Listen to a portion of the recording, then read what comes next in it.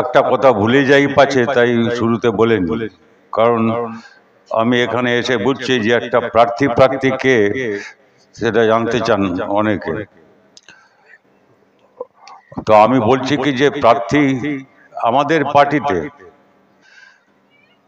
প্রার্থীর কোনো দাম নেই, সেই অর্থে মূল্য নেই। তারা নির্বাচিত হলে তারা লড়েন, তাদের প্রার্থী আমরা সবাই। আমি প্রার্থী, ডক্টর সুজন চক্রবর্তী প্রার্থী, নিরঞ্জন থেকে আরম্ভ করে হিমাংশু থেকে আরম্ভ করে আমার পিছনে যারা আছেন সবাই প্রার্থী। মায় প্রশান্ত দা পর্যন্ত, যিনি এমএলএ ছিলেন, এমপি ছিলেন, তিনিও প্রার্থী। আপনারা সবাই প্রার্থী, কারণ আমরাই মানুষের কাছে যাই মানুষের সমর্থন প্রার্থনা করতে। প্রার্থী যে ওই প্রত্যেকটা লোকের কাছে পৌঁছয় না। আগামী লোকসভা নির্বাচনে কি হবে, দেশের সরকার কে করবে, সেই জন্য লড়াইতে আপনার সমর্থন চাইতে এসছি, ভিক্ষা করতে এসছি। আপনি প্রার্থী খুঁজছেন কেন?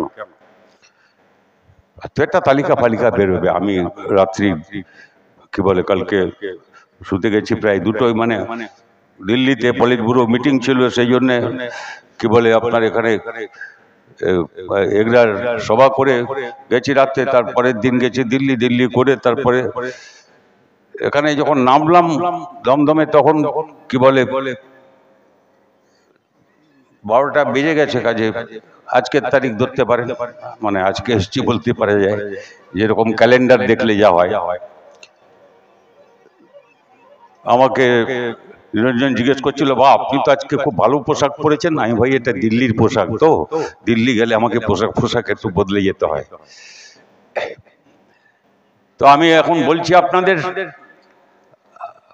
যে আমাদের পলিট ব্যুরো কালকে মিটিং করেছে, এসব করে যা আমাদের নীতি তাই ঠিক আছে। নীতিটা আপনারা শুনেছেন যে সারা দেশে আমাদের 1 নম্বর লক্ষ্য হচ্ছে বিজেপিকে বিচ্ছিন্ন করো এবং পরাস্ত করো, হটাও মোদি সরকার।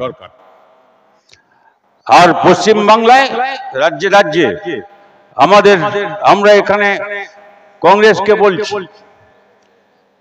কথা হচ্ছে। আমরা এখানে আইএসএফ তাদের সঙ্গে কথা বলছি, বামফ্রন্টের সঙ্গে তো মিটিং করছি। আজকে এখানে আসার আগে সকালে উঠেই আমাকে হাজিরা দিতে হয়েছে অফিসে, কারণ আমাদের বাম দলগুলি যারা প্রতিদ্বন্দ্বিতা করেন তাদের সঙ্গে কথা বলতে কি হবে না হবে সেসব করে এখানে এসেছি। আবার ফিরে যেতে হবে, কিছু কাজ বাকি আছে, তাড়াহুড়ো করে ওইসব করছি আমরা। কিন্তু আমাদের কি বলে ওখানে এই যে নীতিটা আমরা ঠিক করেছি যে আমরা সবাইকে বলবো, বামফ্রন্ট তো আছে, তার সঙ্গে বামফ্রন্টের বাইরে যে বাম আছে, বাম দল আছেন, সিপিআইএম এর লিবারেশন, তাকেও আমরা বলেছি। এমনকি এসইসি কেও বিমানদা বার্তা পাঠিয়েছেন। যাই হোক, আমি এত কথায় যাচ্ছি না। অর্থাৎ তাছাড়া কংগ্রেস আর আইএসএফ ইত্যাদি ইত্যাদি যাদের সঙ্গে রেখে আমরা লড়বার চেষ্টা করছি, বাকি সব শক্তিকে আমরা ঐক্যবদ্ধ করতে চাই তৃণমূল বিজেপির বিরুদ্ধে তাদের পরাস্ত করবার জন্য। বিজেপি অপরাজেয় না, ও হিসাব তো আছে।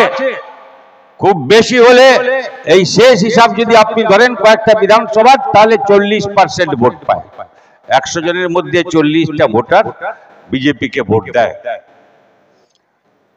আর একটা বড় ইন্টারভিউ দেখেছি, ও যাই হোক ওই কথায় আমি যাচ্ছি না, ওটা ইংরেজি ইন্টারভিউ। বিদেশের বিখ্যাত অধ্যাপক তিনি বলছেন 37% ওদের হিসাবে, মানে খুব বেশি হলে বিজেপির পক্ষে 37টা লোক আছে। তাহলে কি করে আছে মোদি? তার কারণ বাকি যারা আছেন তাদের মধ্যে যদি ভাগ বিভাজন তৈরি করা যায়, তাহলে ব্রিটিশরা যেরকম করেছিল 200 বছর ধরে, ভাগ করো আর শাসন করো, তারপরে স্বাধীনতা, তারপরে আমাদের দেশের সংবিধান, সেই সবটাকে ভাঙছে, হাতুড়ি মেরে মেরে ভাঙছে এই সরকার, বিজেপির সরকার।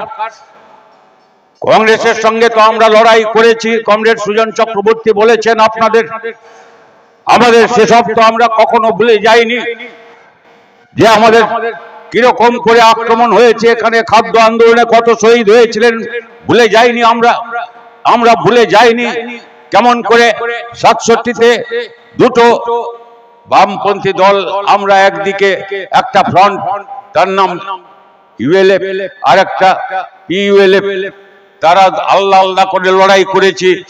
জ্যোতিবাবুকে ভোটের আগের দিন সাংবাদিকরা জিজ্ঞেস করেছিলেন, আপনারা দুজনে মিলে যদি সরকার করার মতো ক্ষমতা হয় কি করবেন, আপনারা পরস্পরের বিরুদ্ধে লড়াই করছেন। জ্যোতিবাবু বলেছিলেন, নির্বাচনের পরে মানুষ যা রায় দেবেন, যদি কংগ্রেসের বিরুদ্ধে রায় দেন, আমাদের দুজনকে এক হতে হবে, এক জায়গায় থাকতে হবে। তাই হয়েছিল, তাই যুক্তফ্রন্ট তৈরি হয়েছে। আর সেই যুক্তফ্রন্ট সরকার ওরা থাকতে দেয়নি, ভেঙে দিয়েছে। প্রথম যুক্তফ্রন্ট সরকার ভেঙে দিয়েছে, তারপরে দ্বিতীয় যুক্তফ্রন্ট সরকার। অজয় বাবু উনি শ্রদ্ধেয় লোক, আমি বিশেষ কিছু বলছি না, কিন্তু উনি শেষ পর্যন্ত সেই সরকারের বিরুদ্ধে অনশনে বসেছিলেন। আর 70 সালে দ্বিতীয় যুক্তফ্রন্ট সরকার ভেঙে দেওয়ার পর শুরু হয়েছিল আমাদের উপরে আক্রমণ, আধা ফ্যাসিস্ট সন্ত্রাস। আমাদের পশ্চিমবাংলায় আমাদের 1100 কর্মী খুন হয়েছিলেন, অন্যদের যোগ করলে 1400 কর্মী খুন হয়েছিলেন। সেই সময় থেকে 77-এর মধ্যে 20,000 কমরেড ঘর ছাড়া হয়েছিলেন, 70,000-এর বেশি মিথ্যা মামলা হয়েছিল। এই আক্রমণের পরে আক্রমণ রুখে 72 সালে নির্বাচনে শুনলেন আপনারা, জ্যোতিবাবু তার নিজের কেন্দ্র যেখান থেকে তিনি এতবার জিতেছেন, কংগ্রেসের বড় বড় নেতাকে পরাস্ত করে, সেইখানে ভোট চলতে চলতে খবর এলো ভোট হচ্ছে না, জালিয়াতি হচ্ছে। এবং তার মধ্যে আমাদের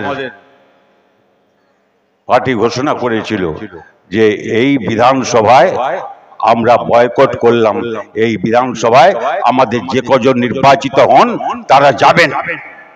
12 জন জিতেছিলেন আমাদের, যদ্দূর খেয়াল 12 কিছু একটা হবে, 12 জন, হ্যাঁ 11 জন, ঠিক।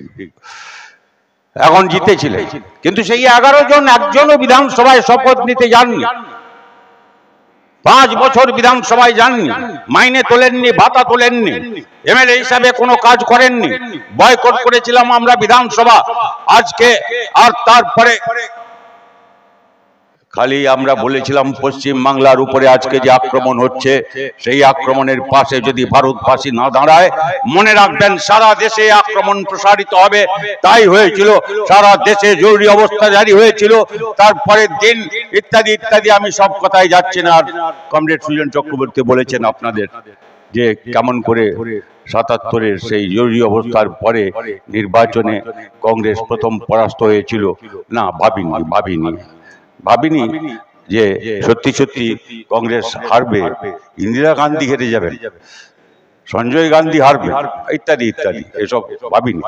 কিন্তু মানুষ রায় দিলেন, মানুষ ইতিহাস তৈরি করেছিলেন। আমরা বুক ঠুকে কেউ বলতে পারবো না, আমাদের বয়সে যারা ওই লড়াই সময় থেকে আছি, আমরা কেউ বুক ঠুকে বলতে পারবো না। কি প্রশান্ত দা, কি বুঝেছিলেন নাকি আপনি? না,